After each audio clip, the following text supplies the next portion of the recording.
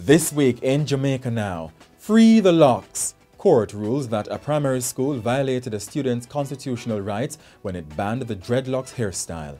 Government announces over $1 billion in aid for victims of Hurricane Beryl. I, Marva Angela McDonald-Bishop, do swear that I will be faithful and bear true allegiance to Jamaica. Justice Marva McDonald-Bishop sworn in as the first woman president of Jamaica's second highest court. And there's a lot of times where I make references to Jamaicans. I'm not saying it because I'm like trying to go back and forth. It's because I know information that other people don't. Noah Lyles faces the heat after saying he has gossip on Jamaican athletes.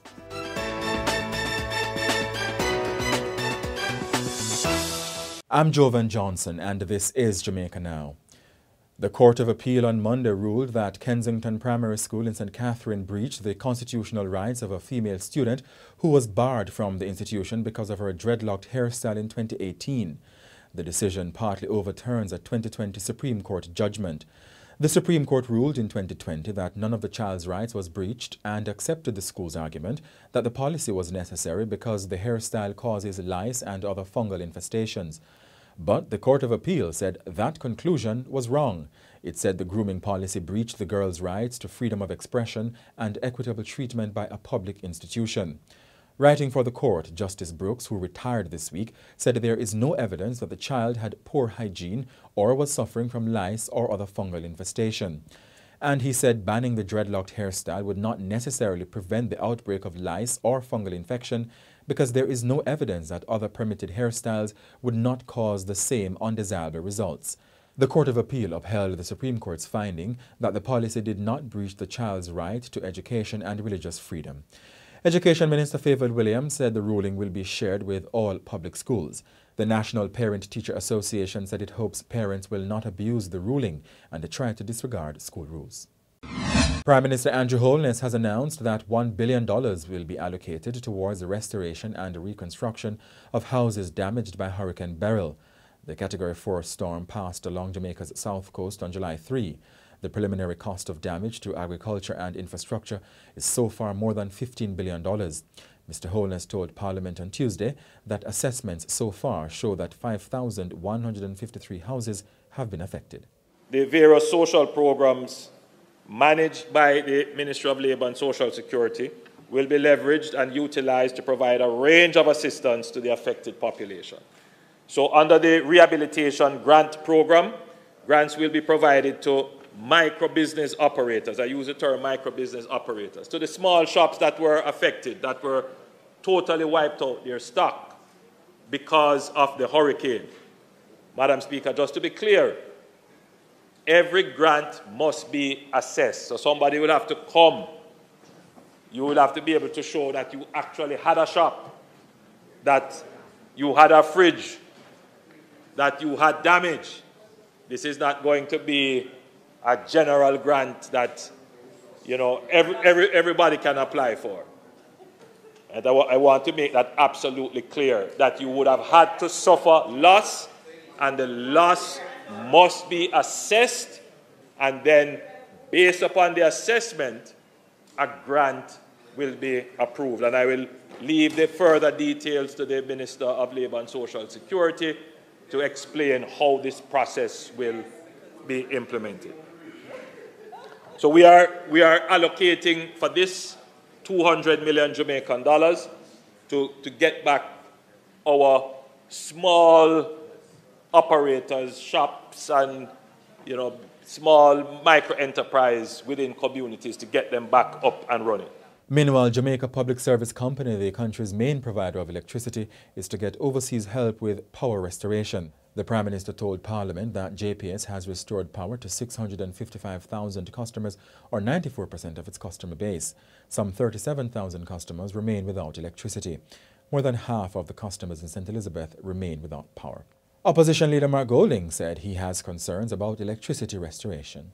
I'm a little distrustful of the data, or I wouldn't say distrustful, skeptical is a better word. Skeptical of the data on the extent of the recovery that has so far been achieved. The reason being that when you're looking at percentages of customers who once again being served. It isn't that meaningful, given that as a percentage of the overall customer base, given that the major population centers of the country were relatively unscathed by this hurricane, but in large swathes of communities in parishes across Jamaica, people are still without electricity and many are without water. I mean, in our own assessments that we were submitting today through the opposition spokesperson for energy, you know, the list of communities that are still without water is extensive, and without light, it's extensive. And Premier of the Cayman Islands, Juliana O'Connor Connolly, led a delegation to Jamaica on Thursday and offered $200,000 and an assortment of medical equipment to Jamaica's recovery efforts. Deputy Commissioner of Police in charge of crime, Fitz Bailey, says there was nothing of evidential value on the phone belonging to the mother of 9-year-old Gabriel King, who was killed in January 2022.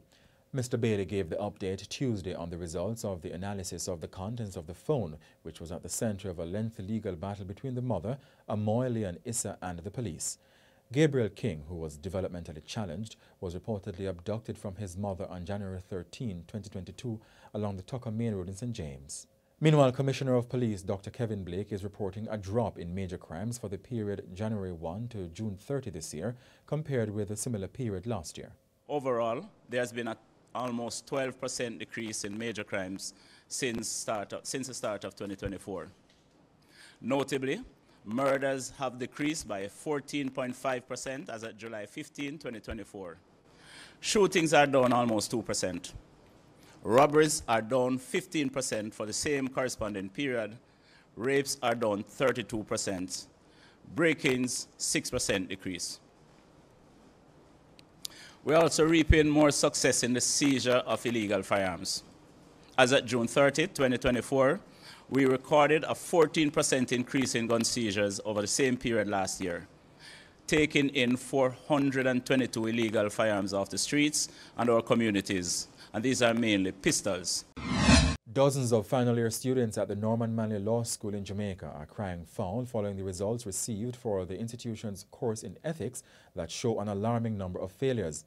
Of the 125 students listed to sit supplemental exams for the courses failed, 113 did not achieve the passing grade for the ethics course administered in May. It's not clear the overall number of students who sat the course and the exact figure for those who failed, because students who failed 3 or more courses are not part of the published supplemental list. In a note to students, the school acknowledged a significant number of failures for the ethics and landlord and tenant courses. The school said scripts that got a D grade will be reviewed. A student explained that the cost to resit a single course is approximately $150,000. Justice Marva McDonald-Bishop is the new president of Jamaica's Court of Appeal, becoming the first woman to lead the nation's second highest court. She took the oath of office at a ceremony at King's House on Thursday.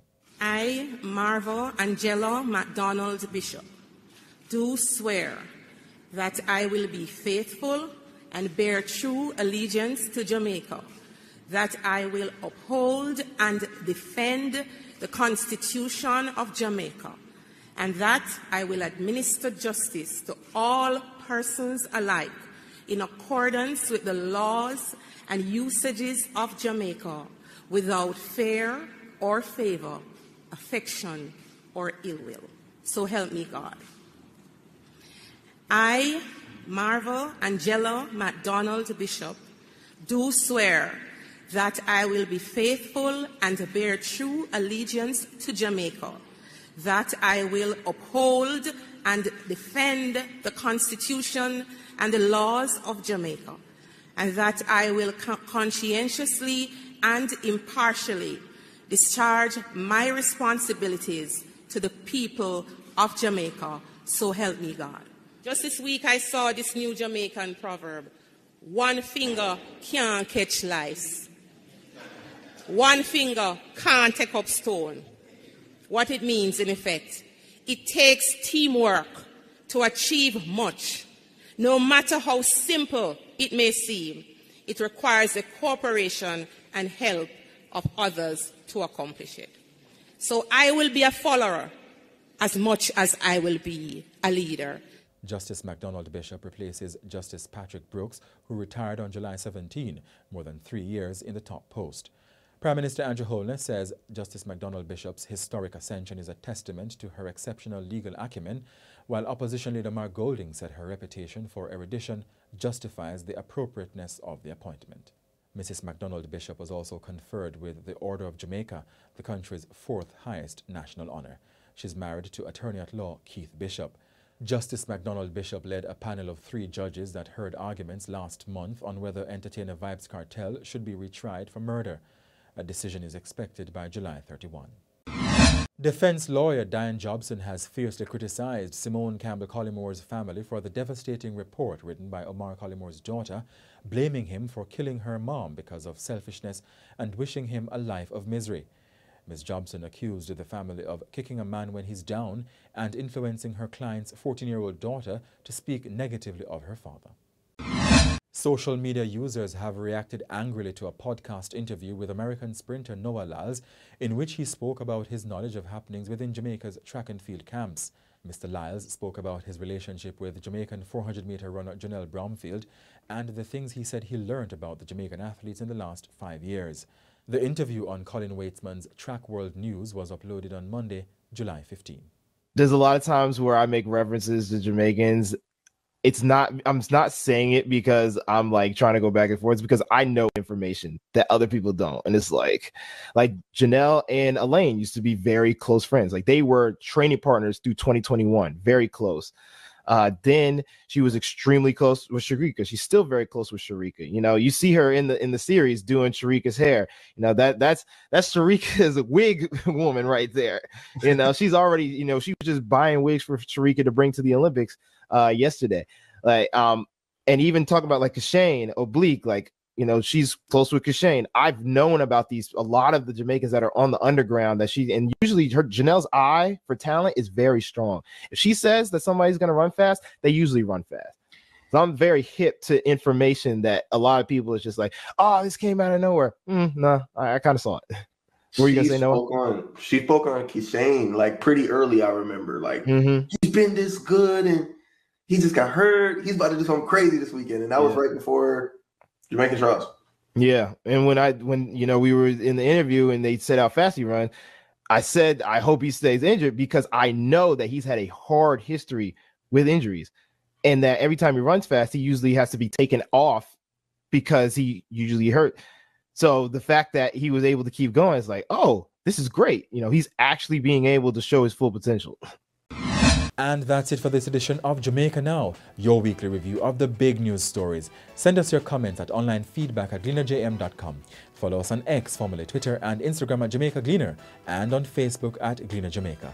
Like this video on our YouTube page, turn on your notification, and subscribe today. I'm Jovan Johnson, and before we go, some highlights from the 2024 Reggae Sumfest Music Festival in St. James so far. He's just getting started, and I'm right here for it.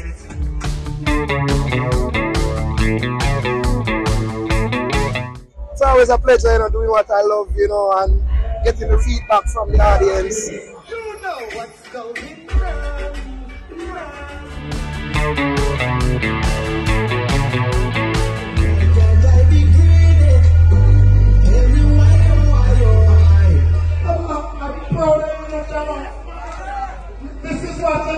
Gosh, I am speechless right now. But I give thanks to Jamaica because, you know, me are a woman, me are Japanese. As me say, me are the first woman come to this global sound crash. And Jamaican people make me win. I feel so great. Thank you.